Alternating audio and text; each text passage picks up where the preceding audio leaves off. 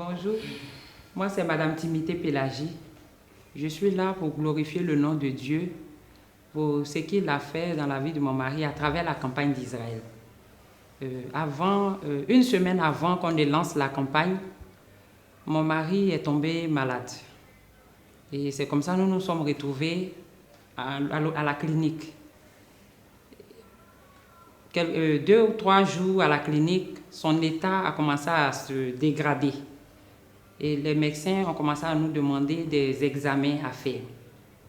Au fur et à mesure qu'on faisait les examens demandés, tous les résultats qui sortaient étaient normaux.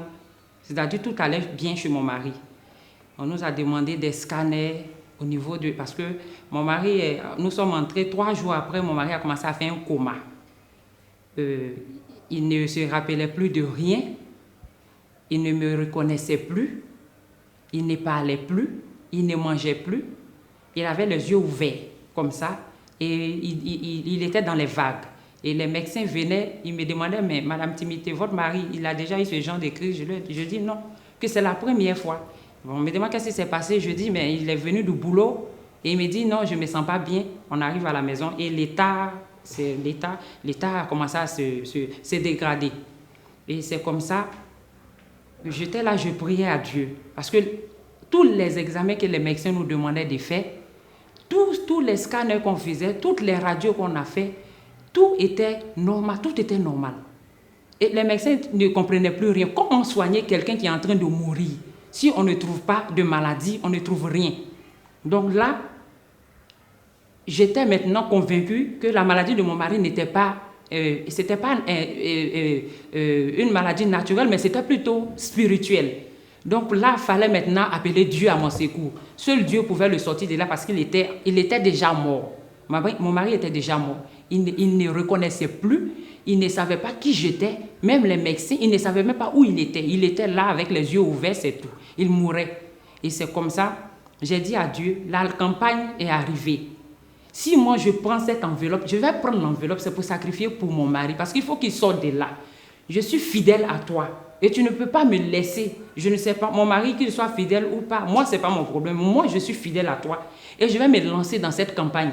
Parce qu'à travers la campagne, tu m'as déjà béni une fois. Et je sais qu'à travers cette campagne-là, tu vas sortir mon mari de cet hôpital. Mon mari ne peut pas mourir, il ne peut pas me laisser. Et tu ne vas pas me laisser parce que je suis fidèle à toi. Et c'est comme ça que j'ai pris mon enveloppe de sacrifice. J'ai dit à Dieu que je vais sacrifier.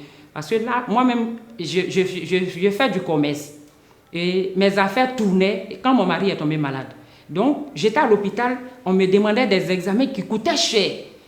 Étant là-bas, puisque j'avais commencé déjà à dépenser et tous les résultats qui venaient, tout était normal, je me suis dit, mais attends, pourquoi gaspiller de l'argent? Parce que là, je me disais que je gaspillais de l'argent à l'hôpital. Et c'est comme ça que j'ai commencé à prendre tout ce que j'avais, tous les dons qu'on me faisait au niveau de l'hôpital, je mettais dans l'enveloppe. Ce que j'avais sur moi à la maison, j'ai tout mis dans l'enveloppe. Mes enfants à la maison n'avaient plus à manger. Je ne me préoccupais même plus de tout cela parce que j'ai dit à Dieu, si mon mari est mort, je ne sais pas à quoi la nourriture va nous servir. Donc il faut qu'il se lève. Et c'est comme ça que j'ai sacrifié tout ce que j'avais comme argent. J'ai tout mis dans l'enveloppe, tout ce que j'avais. Et j'étais là maintenant, j'ai dit à Dieu, je ne veux plus d'examen, qu'on ne me demande plus d'examen parce que je sais qu'il n'a rien. Et c'est toi celui qui peut le faire sortir de cet hôpital. Et c'est là que j'ai réuni mon sacrifice et j'ai fait un sacrifice de plus de 500 000.